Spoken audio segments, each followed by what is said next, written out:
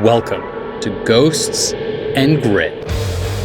Hey, what's going on? So on this Portals to Hell breakdown episode, Katrina and I do a deep dive into our investigation of the Strawberry River Inn. This location is very close to SkinWalker Ranch. It's in the Uinta Basin, which is where SkinWalker Ranch is, and it's my belief that the entire area is just a paranormal hotspot. So I hope you enjoy. If you're watching on YouTube, make sure you hit like and subscribe. And if you're watching on Rumble, make sure you hit that follow. How's it going? It's Jack Osborne. I'm currently joined by none other than... Katrina Weidman. Katrina is my co-host on Portals to Hell. We have investigated many a spooky place in our time, both together and individually. And today we're diving into actually one of my favorite Season 1 episodes. It's the Strawberry River Inn in Duchesne, Utah, which is in the Uinta Basin, kind of within like a stone's throw of the legendary SkinWalker Ranch. But before we dive on in, what's going on, Katrina? How you doing? How you vibing? I'm good. We had some delicious pastries today that Pete brought in. We did, yeah. We're recording this in North Hollywood at my offices, and there's a very good pastry shop up the street called Porto's. Yeah, so good. Yeah. And you guys have been talking about it all week, and so finally had it, and I understand the magic. Yeah, I mean, usually there's like a line around the block for Porto's. Oh, really? Yeah, it's like a staple in the community. Oh, wow. Okay, Yeah. I can see why. Yeah, it's good. It's like perfectly done. And you can get like good sandwiches there and stuff. It's like a good like, you know, good bakery. Yeah, I think Pete created a monster in me today. Uh-oh. Because I'm just gonna like hop on a plane sometimes and like just for the Just pastry. be like, hey guys, can you just FedEx me some Portos? You know, we're multidimensional people. You know, we experience the finer things in life. It's funny when people think it's all we do is go, or like that's all there is to us. Like, Totally. do you get it when people are? I guess it's a little different for you because you've been known in so many different ways. But I think since we do such a scary show, are people surprised when you have a sense of humor? I think, I don't know. Like I feel like it's probably a little different because I've done so many different shows. Yeah. And for you, like, you know, you've done primarily paranormal. Yeah. So I can imagine. I'll tell you what actually surprises me is when I do meet other investigators who aren't multidimensional and who only are into the paranormal.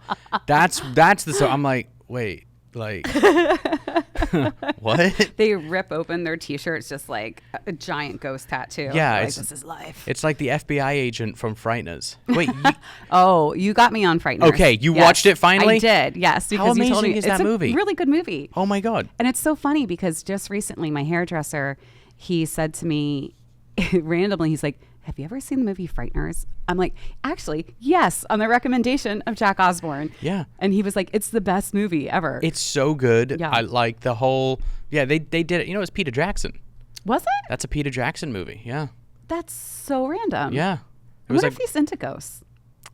I don't, maybe. Or maybe it was just a paycheck and he's like, whatever. Yeah, but it's funny though, because I think he went from like Frighteners to like Lord of the Rings in a matter of a few years. Which is a huge jump. Huge fucking jump.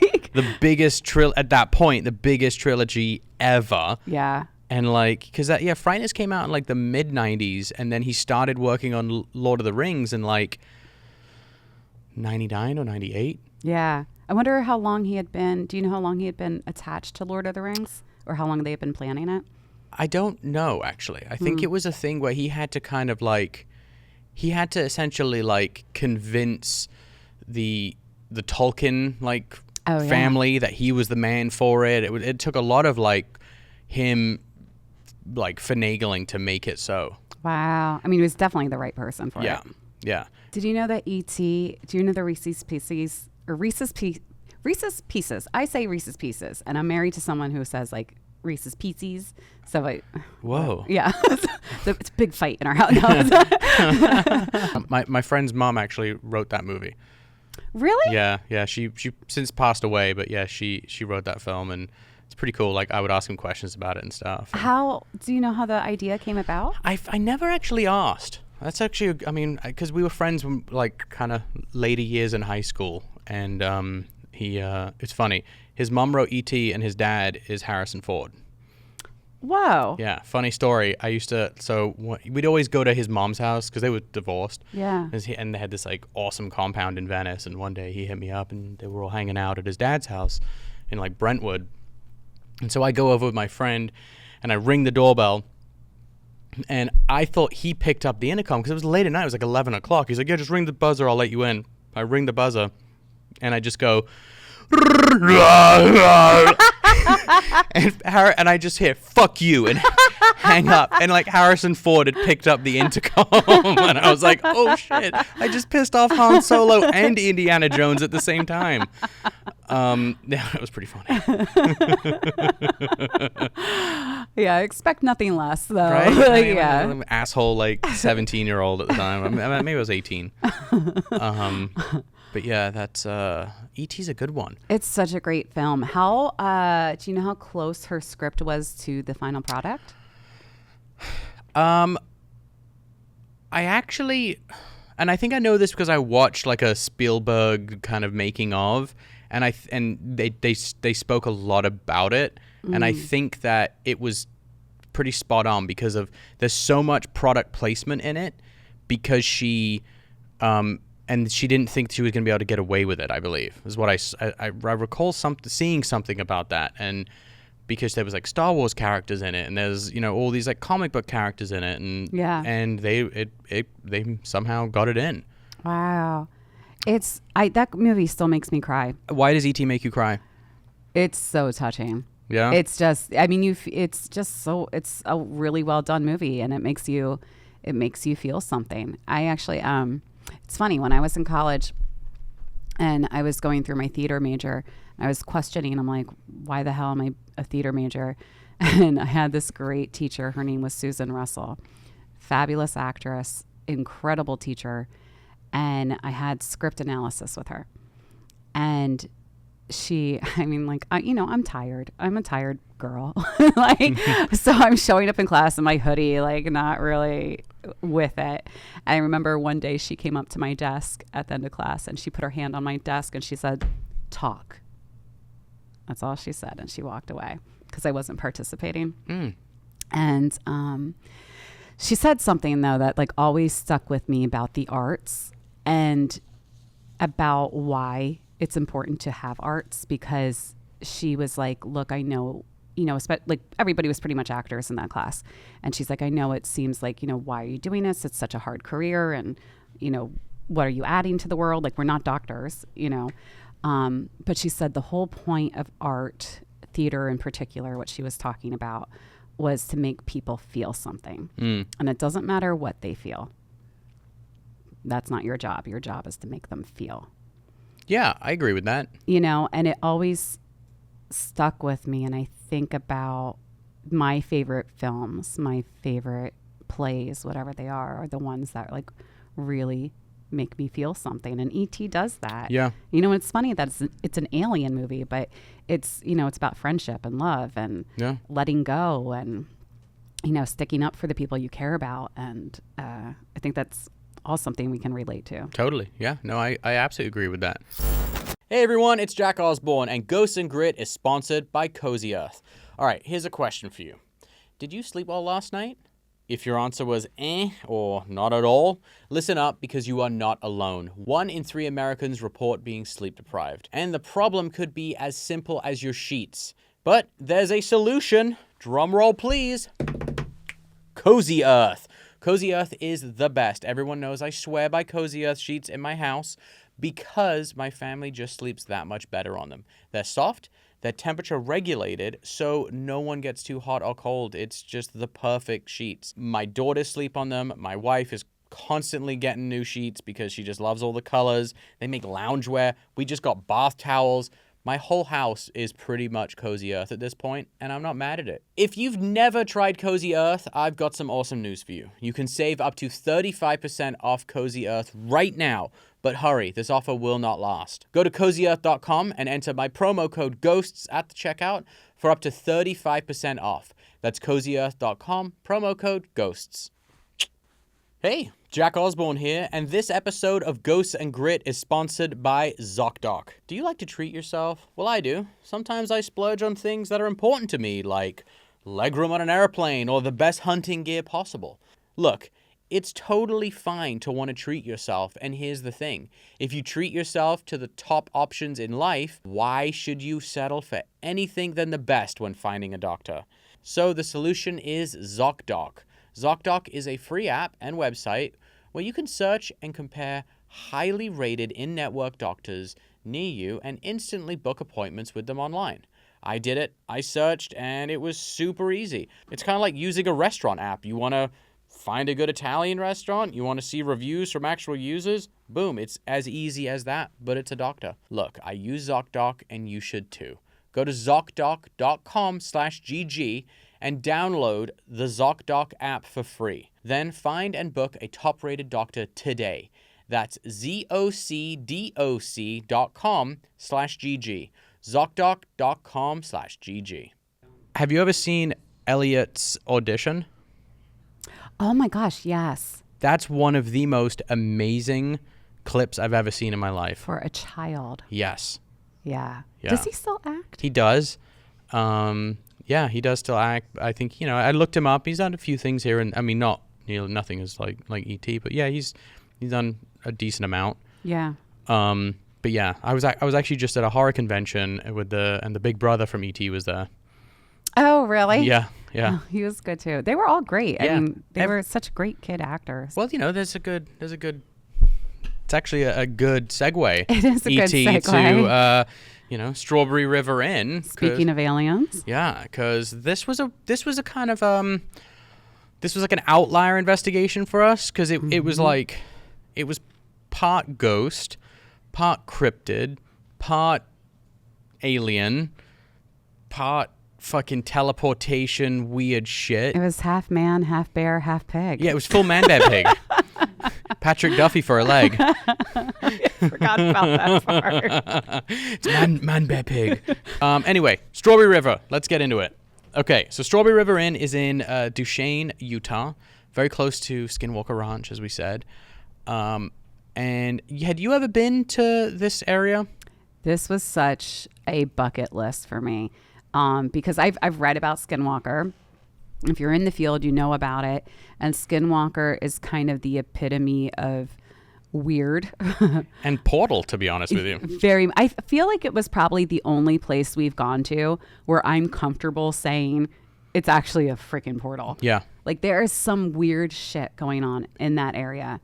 I've never been to a place, and so when we'd filmed this was my second time going, and I'd since have been back a third time to the area. Never fully investigated on the ranch, just around it. But when I was there the first time, every single person that I met around, this area, whether it was in Duchesne or Roosevelt or any of the little towns around SkinWalker Ranch, everyone had some kind of experience. From seeing UFOs to seeing skinwalkers to ghosts to Bigfoot. We were talking to one guy on this while we were filming this episode. We went to a restaurant. This guy was like, "Oh, there's giants up in the hills here, up in them there Giants. hills." Oh yeah, he says there's giants. He says I think the guy was a little. Was he on the sauce? He might have been on the sauce and on some psychedelics. Okay. But everyone. Oh, that guy. Yeah. I totally remember that guy. We were at that bar that having weird dinner. Bar. Yeah. Yes, and we were all playing that those games at the bar that are on like an old computer and like it's like find the difference between the two naked women. Yes. Very professional. We're all like, there's a boob there, but it should be over there. She's missing a nipple in this photo. That guy. Oh my God. So was he kind of drifting through the area? Or no, did he said he lived there? there. He said he'd born and raised and he lived up in the mountains in a cabin. Yeah. And then what I remember was he seemed kind of normal at first. And we were all like, oh, he seems fun, like a local. Let's talk to him.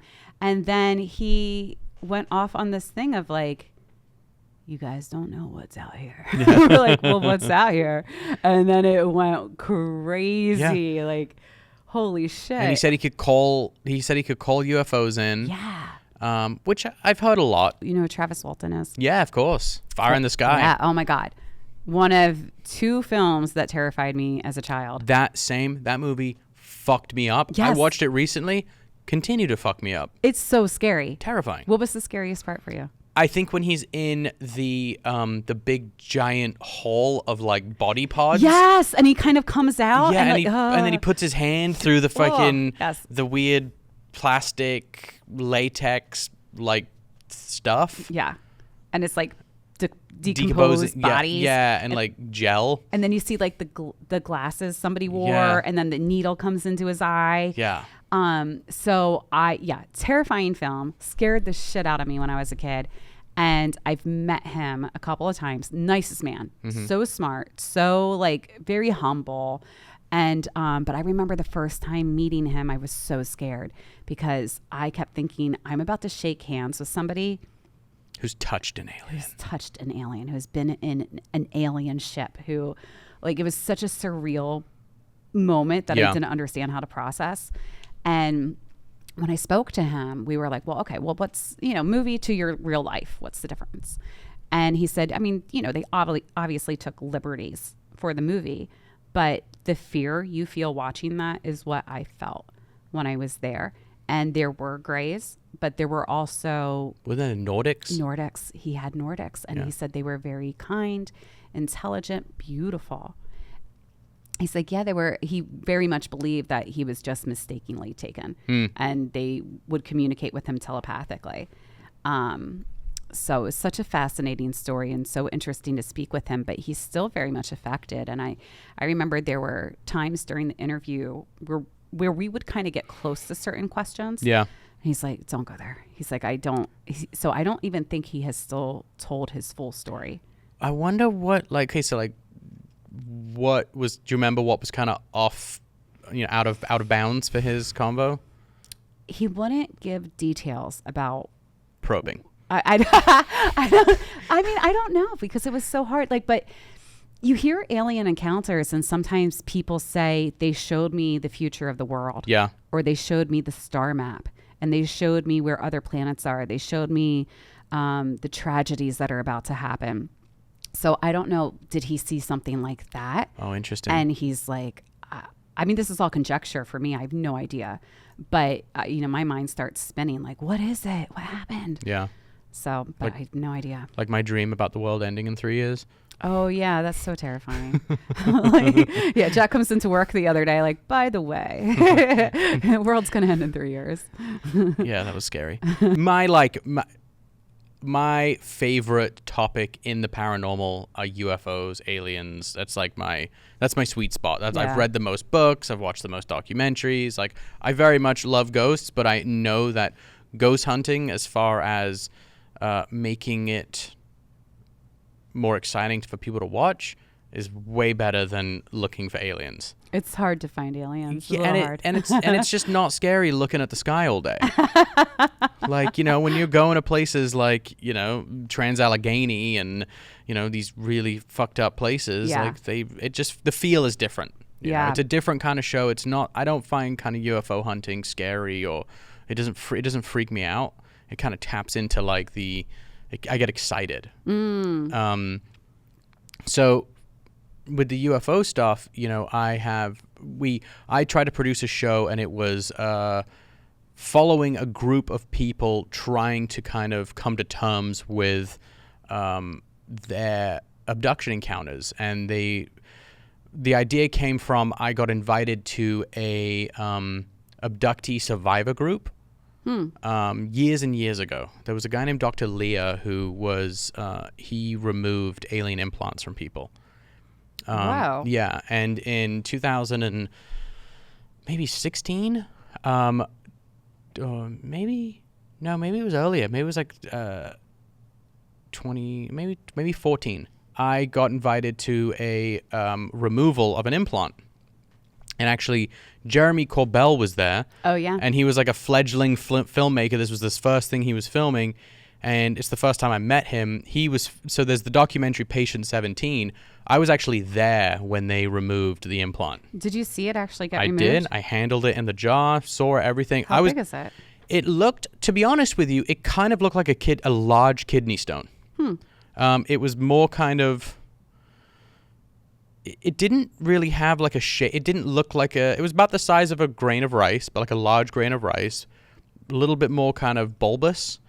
The crazy thing was when I was there and they tried to remove it, I remember this because they could only have a few people in the operating room, but they had one of those surgical cameras in there. So like when students are watching surgeries, it like they have that special camera there and that they can film it and put it on a big screen.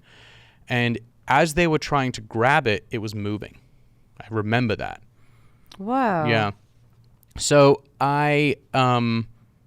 and after that, I kind of got plugged into this like abductee world, and so we made a show about people trying to kind of come to terms with it. And we interviewed a few people who had been abducted, and one guy, man, his story just really sticks out. He was getting abducted since he was a child. He had crazy struggles with it his whole life. He was certain, he was sober when we were doing the show, and he was in recovery, and him and I kind of connected on that. But he was 100% believable. Yeah. He was not lying. He was not making shit up. His story was he was very emotional when talking about it. And it was it's interesting, and we were him and I were kind of discussing, like, because he said that there was smaller grays, these little grays, and then there was these bigger ones. And I was asking, like, do you think the smaller grays are some kind of like biomechanical android? Yeah. Like, some almost like a worker race that, these interstellar beings have created. Yeah. And that's like an interesting kind of theory that, some of my UFO buddies and I have kind of spoken about. Yeah. And going back to, Travis Walton, they were there, but they were doing all the work, right? Yeah. Weren't they the ones really kind of so. doing all the procedures on him? I think so, from what I remember in our conversation. I have so many questions for you about this now. Oh, fire away. Well, first off, did you find out that all the witnesses you spoke to, they all had that recurring instance of abduction? We spoke with, a lot of them had reoccurring, abductions. It was like a thing that had kind of plagued them, but it wouldn't. Some of them we spoke to, they would happen in spurts, and then they would stop for years and years and years, and then they would happen again. It was very incremental. Do the people, so the people who took out the implants, did they have any theories as to why these people were repeatedly being abducted, or why these people were chosen? No. How did they find the implants? Because the way it was kind of told to me through Dr. Leir, he since has passed. He died shortly after, actually. He said that he was I'm trying to remember what kind of doctor he was. But he kind of became like the doctor you go to if you were abducted. And he was like a not so hot version of Dana Scully. She was a doctor. He just became like in the community of these abductees and people going to meetings and whatever. And he'd removed like 18 or 19 of these things from people. But did he have a way of, say I was abducted. Mm-hmm. So I would go to him and be like, I believe I was abducted. I think I have a probe in me. Yes. And then how would he know for sure? Full body x-ray. And he would find a little probe in people. Yeah, and he would be like, he'd do a full body x-ray, and people have got all sorts of shit in them, but if you've got a piece of metal in you, it's going to be like, well, what the fuck's that? So, and then some of them gave off signals. Huh. What kind of signals? Radio? Yeah, like they would use one of those like signal detectors. Okay. And it would ping. What would he do with them after? He had a whole case of them. But what did he do just with keep them? So the one that got removed from patient 17, I know they sent off to be analyzed, and it had meteoric iron in it. Whoa. And a lot of people were like, oh, well, that guy was a carpenter. The guy was a carpenter by trade, and they were like, that was probably just a fucking piece of nail in him. Yeah. Sure. if there's a piece of nail in you, it's going to be iron. It's going to be, some kind of, aluminum, whatever we use to build. You're not going to use meteoric fucking iron to build a house. And unless he was just walking around and a meteorite hit him in the knee, but I think you would know if something came hurtling out of space and smacked you in the knee. If not, then you have some re-examining to do with your life. Yeah, you have a severe neurological disconnect. That is wild. Yeah. And so did Dr. Is it Leir? Leir, yeah. Did he get a lot of shit from his colleagues? 100%. And then a lot of labs wouldn't. So, these kind of atomic microscopes that do all the breakdowns. I don't understand it, but these crazy microscopes that you'll use to find out what things are made of, invariably are all owned by universities, or they get their funding from a university, and they won't touch it because aliens don't exist. And so they don't want to give you an answer that would imply that this is extraterrestrial in nature. But the thing that I find interesting, right, is that these kind of bits of implants that get taken out of people, they do kind of look like kidney stones. Well, the human body has a tendency to reject things that are foreign in the body. Like, people can have shrapnel and then all of a sudden 15 years later a piece of shrapnel pops out, or a lot of people experience like piercings. Your body will reject. I was just about to say piercings. Yeah, your body will reject it. Well, your body's not going to reject something that your body sees as like an organic material. So I often wonder, like, are these things kind of designed to mimic organic material in your body? Like, of course, it's got metals and some kind of composite or, silicone, whatever in it. But is it, do they make it to where your body won't, have a reaction to it? I would think so, because if they can make a ship that can fly through space and, they can come and abduct people, I would hope that they have their shit together enough where they're like, okay. Oh, he had an allergic reaction to the implant. Fuck. We just killed him.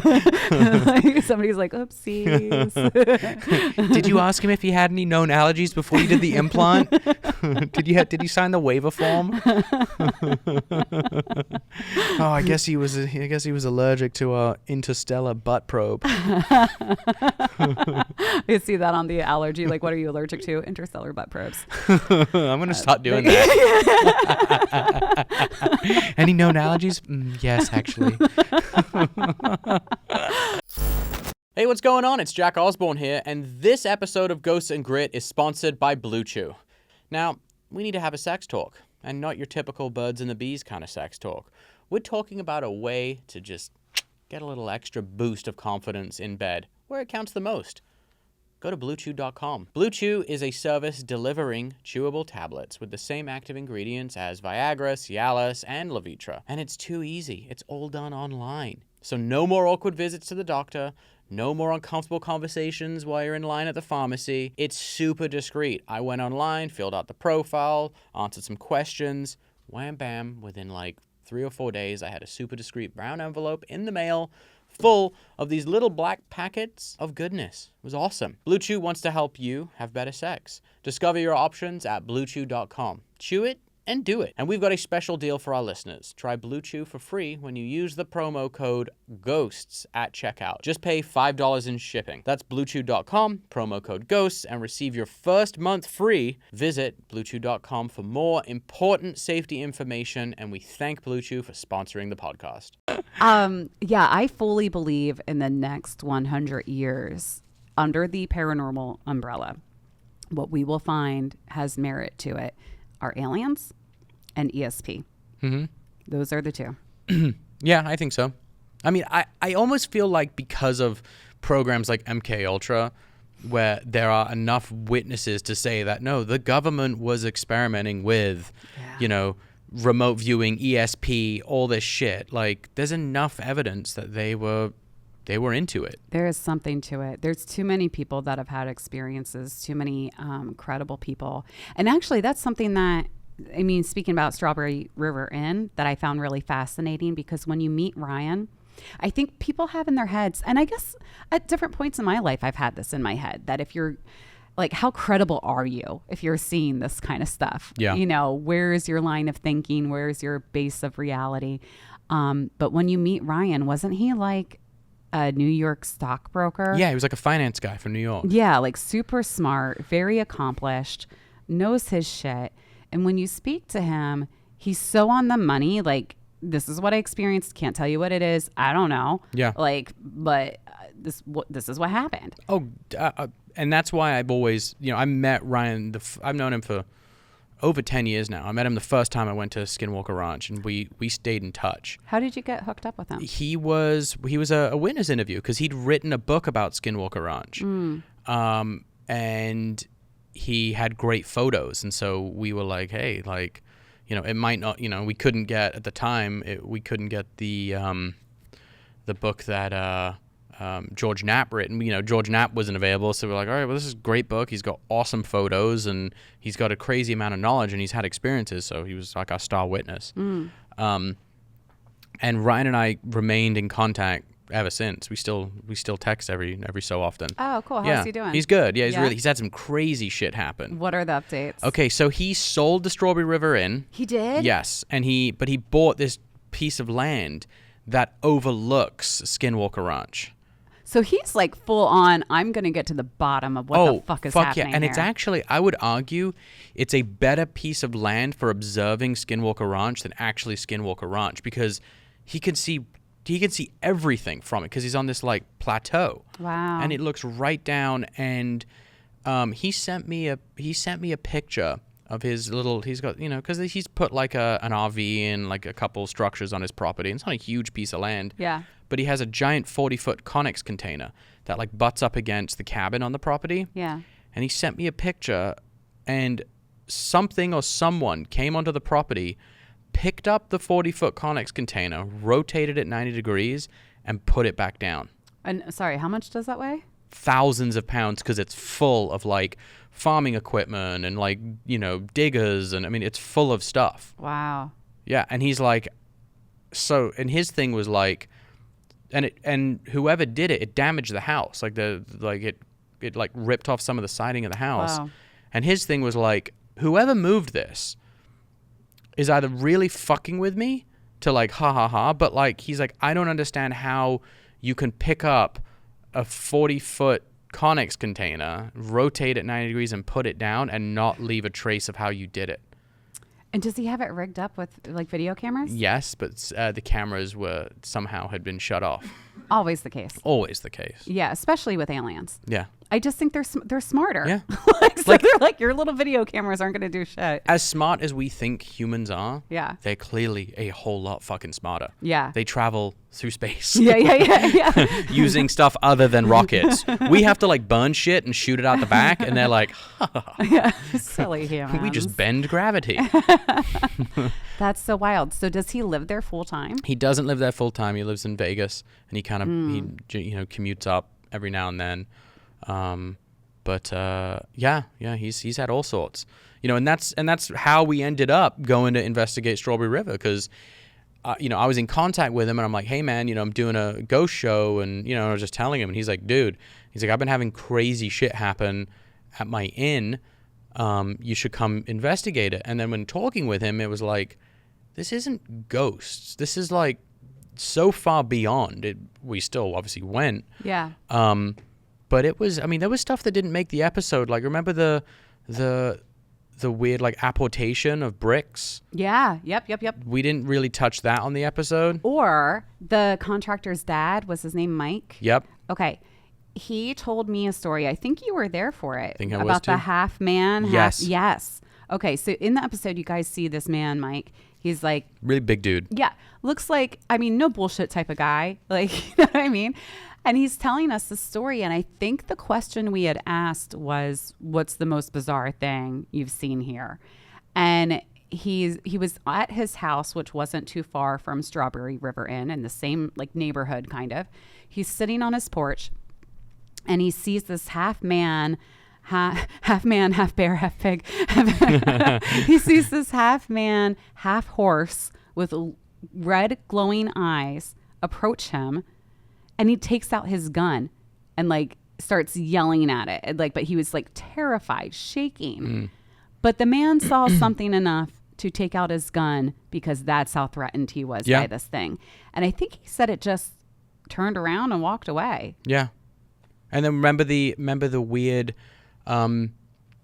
strange, like bobcat mountain lion thing? Yes, the black cat. The black mountain lion cat? Yes. And then I looked it up, and it's like this ultra rare endangered cat.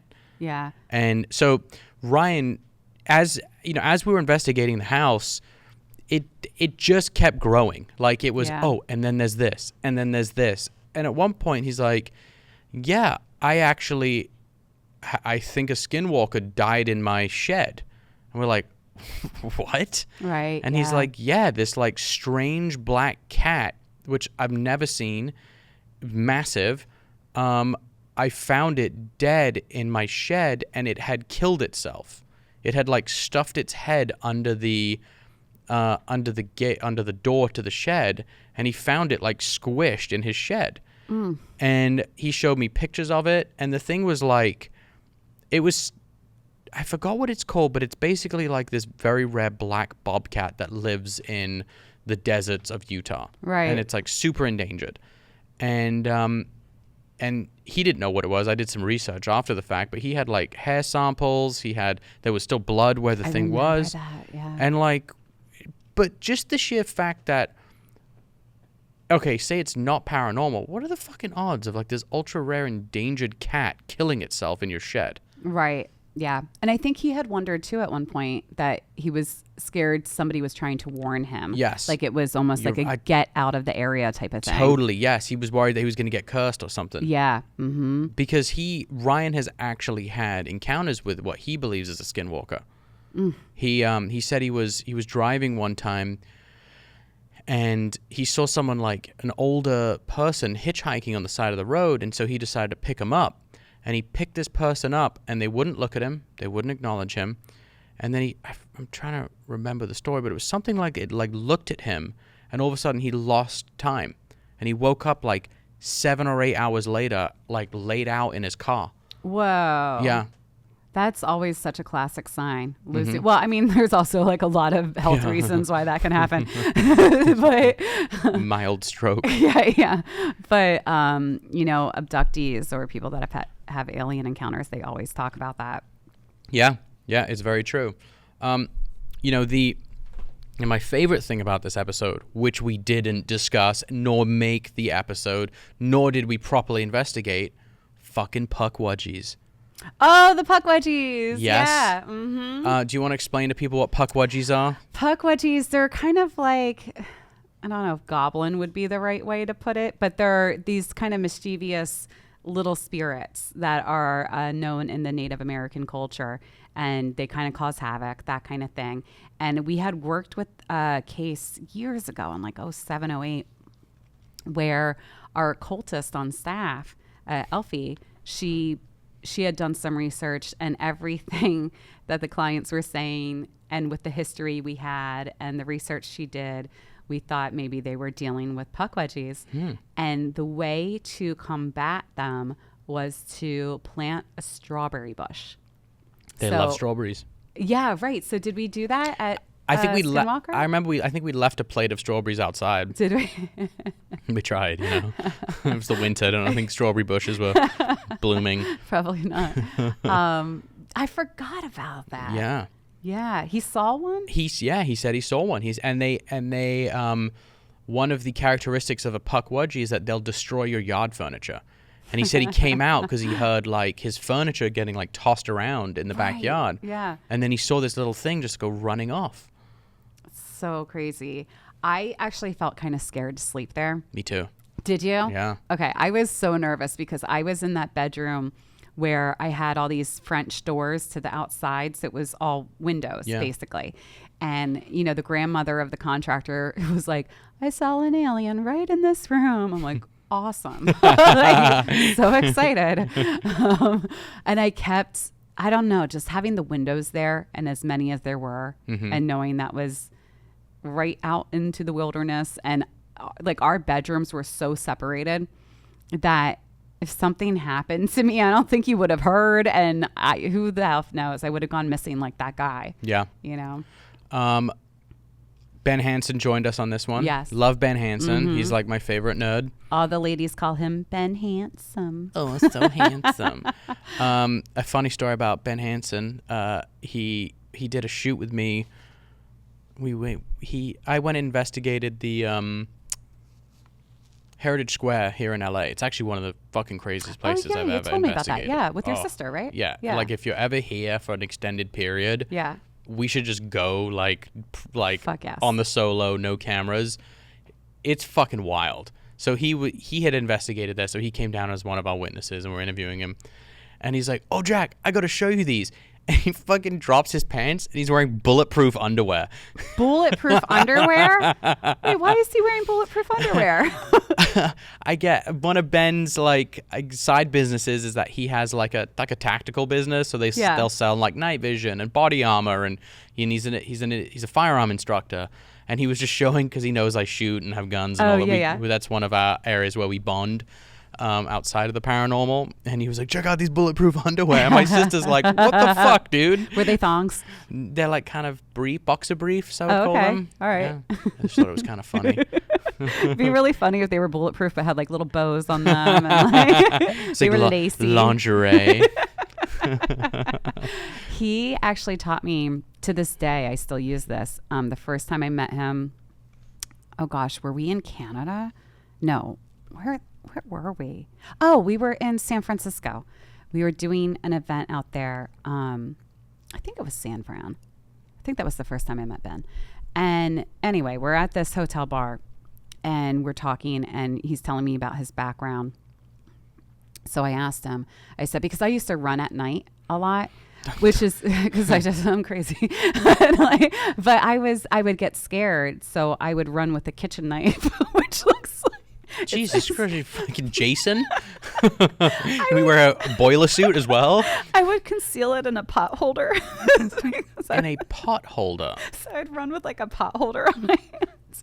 And just in case anybody came up to me, I could like, stab, keep running. Yeah. Would you? Here's the thing: if you stab someone and they fucking drop down dead, are you gonna keep running? Or are you gonna wait for the police? Probably be so scared. I don't know what I would do. Yeah. I don't know what my body's response would be, because at that point it's complete instinct. Yeah. Like I don't think I would have a choice. But so I was like, hey, I'm like, I really enjoyed night running, but I'm terrified. So I conceal a kitchen knife in a pot holder. What's a better way? He was like, well, so he told me about the pens you can buy, and he's like, actually you should have one because you travel. And then he taught me this other thing. He's like, if you ever feel unsafe, look the person right in the eye and ask them what time it is. And you doing that just tells them you're on to them and you're not afraid of them. Yeah. And he's like, it'll make people back down. Interesting. Yeah. So I'm always going up to strangers like, what time is it? What time is it, motherfucker? You're driving, you just see someone, you roll, what time is it? It's Katrina time. And then you stab him and run. With a kitchen knife in the pot holder, yeah. That's my plan.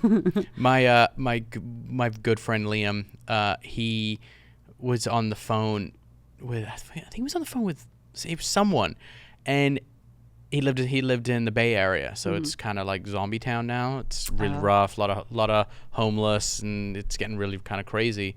And it was like probably 8 o'clock at night, and he said he was outside of a restaurant, just kind of pacing on the phone, and this homeless guy started like, getting a little aggro, and my buddy Liam was just minding his own business, and this homeless guy gets up, looks at him, and there's distance between them. He said it was like, he was on one end of the parking lot, the homeless guy was on the other. And he said the guy just started screaming and charging towards my friend Liam. And the only thing that came to my friend Liam's mind was he looked at the guy, he stuck out his hand and screamed, "Get back, demon!" And he just kept screaming, "Get back, demon!" And he said the guy like stumbled and just kind of withered and just went and sat back in the corner. Whoa. Yeah. And he was like, what the fuck? Holy cow. So it worked. It worked. So apparently if you call him a demon and raise your hand like back, some demon. kind of, using the force. But you have to use the Shakespearean accent. Yeah, get back, demon. That's wild. Yeah. Yeah, he said, I was like, how did you say it? He's like, I literally said it like in like a deep kind of preachery voice. And I'm like, why? Why was that your go-to? He's like, I don't know. I was on the phone. That's some like past life shit where you're like somewhere in your past life you were a demon hunter or something. And it's like you're having a Buffy the Vampire moment. And you're like, what the hell happened to me? Yeah. But yeah, so Ben Hansen, he came and joined us on this investigation. The reason, obviously, we had Ben come out is because his area of expertise is very much UFOs, UAPs, federal government stuff. Like, he's incredibly knowledgeable. He's a pilot. Like, he has a real, like, deep knowledge of what's going on in the kind of UAP, UFO community. And he also has really great doodads and gadgets to film with.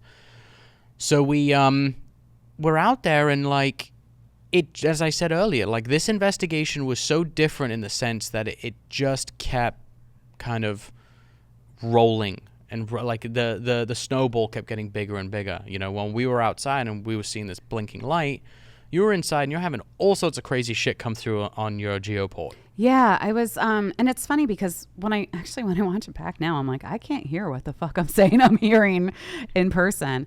But it sounded like a lot of intelligent things were coming through. Mindy, who's the contractor's mother, believed that the voice coming through was her grandfather. And then I think the weirdest thing is when we heard a breath inside, you guys heard a breath outside. Yeah. And I had no way of knowing what was happening with you guys. I mean, I think Elaine was aware of what was happening with everybody, but she's not telling me, oh, they just heard a breath. Like, you kind of come to that conclusion at some point, hey, everyone's having the same experience. But I also think, if I remember correctly, because Austin was with you guys, who was the supervising producer. Elaine was with me, who was the showrunner. And so she was more focused on what I was doing. The supervising producer was focused on you guys. So it's like they're not going to communicate right away, like if things go down. So it was kind of everything was happening at once. And then we made the realization that, holy shit, we all just had the same experience, even though we were in different places. I think some of the things were explainable, like the fan in the kitchen. I totally think that's explainable, but we didn't know that at the time. You know what I think it was? What? I actually think it had to do maybe with the air pressure.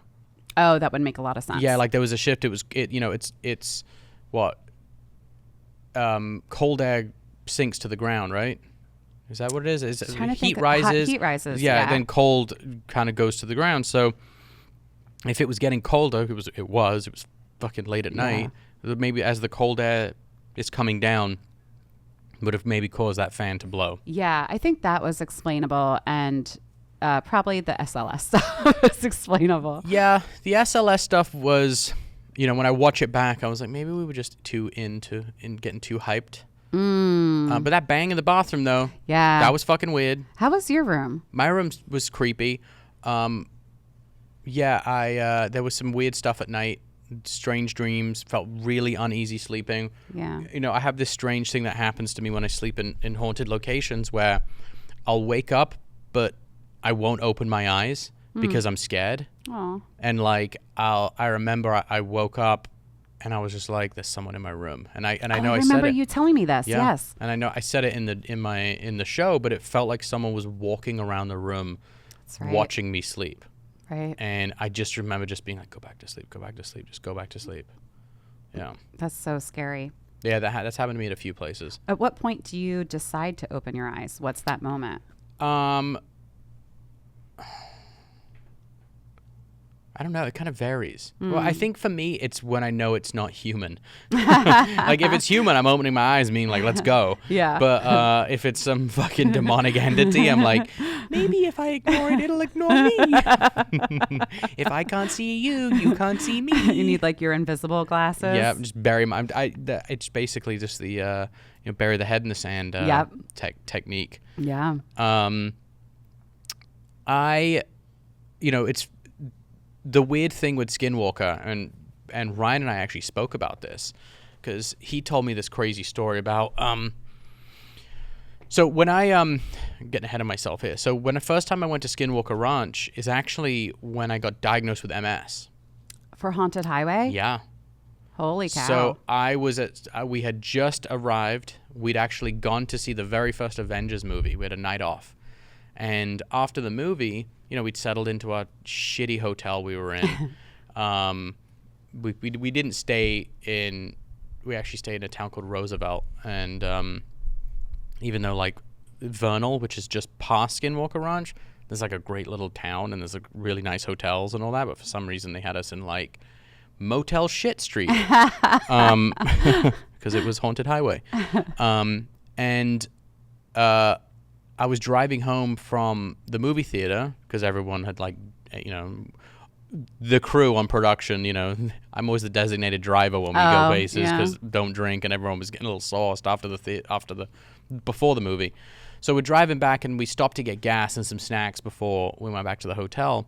And while I was in there, I was talking to the guy at the checkout, and he's like, "Oh, what brings you here?" And we're like, "Oh, Skinwalker Ranch." And he's like, "Oh, you got to watch it around here. Don't fuck with these skinwalkers because, something bad will happen to you."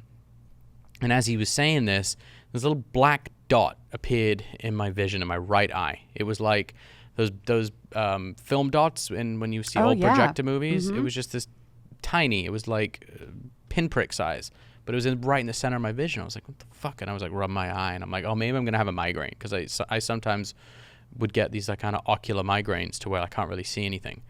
So I buy some Advil and go back to the hotel, go to sleep. I wake up in the morning, and the black dot is now like cigar shaped. And I was like, what the fuck is going on? And we began the investigation of Skinwalker, and as 2 or 3 days there, like the last day of filming, I'd lost 90% of the vision in my right eye. Oh my God. Completely, like my central vision was completely black, and I could only see about 10% of my periphery. And so I'm like calling home, and I'm like, my ex-wife, I'm calling, I'm being like, something's not right. This is fucking weird. Like, can you pick me up from the airport? I think I need to go to the doctor immediately. So I fly home. She picks me up. We go to the eye doctor. The eye doctor, he knew what it was, but he couldn't, because he was an ophthalmologist, he couldn't diagnose me with having a neurological disorder. It's kind of, they're not allowed to. So he sent me to the hospital, had all these tests, and it came back as MS.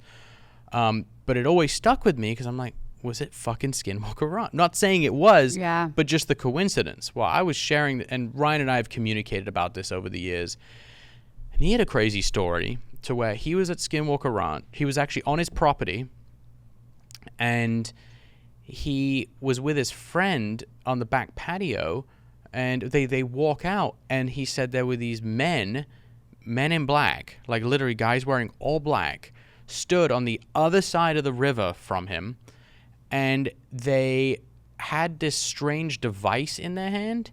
He said it almost looked like a Nerf gun. And they looked at him, and they held up binoculars, and these guys were like pointing this like Nerf gun looking thing at him.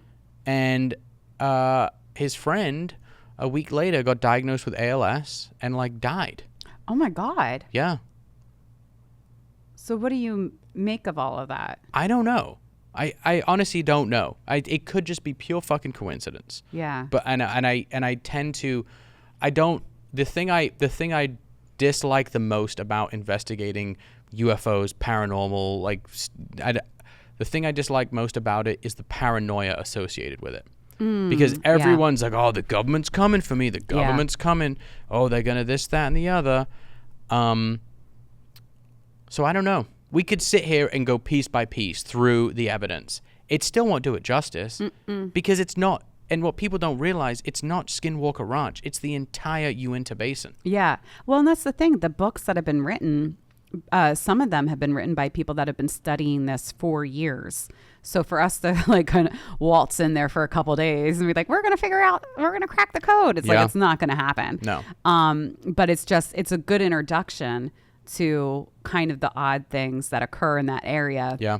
Because it's so much. What do you make of everything? What do you think's going on? So I do believe that there is something energetically very powerful about that part of the world. Yeah. I don't know, you might call them ley lines, but it's the meridian. The meridians. Yeah. Someone described it to me very kind of interestingly. He said the reason why there's so much UFO activity at SkinWalker Ranch is because there are certain hotspots on planet Earth that have the correct amount of magnetic, energetic kind of pulse that's required when these interstellar spaceships are coming through whatever hyperdrive, wormhole, whatever. They need it to slow down.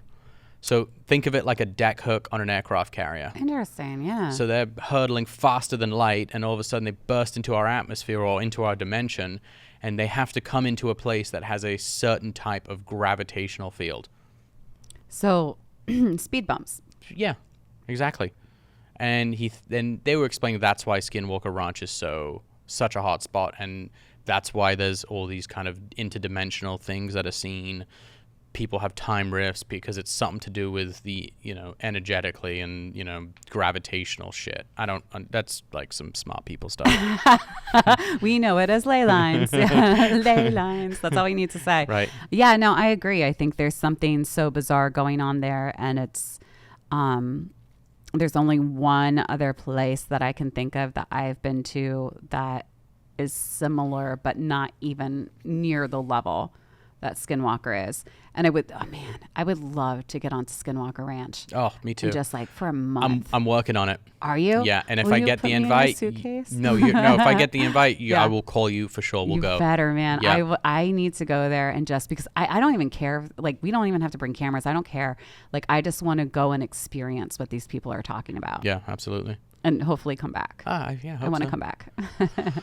All right. Well, on that note, that's all we got for you today. Make sure you smash that like and subscribe button. Katrina, where can folks watch Portals to Hell? Portals to Hell can be seen on Discovery Plus, and seasons 1, 2, and 3 are all there for your viewing pleasure. Awesome. And Katrina, once again, thank you so much Thank for coming. you. As always, we had a good time, and I hope you enjoyed long-winded, rambling conversations. All right. Have a good one, folks. Bye.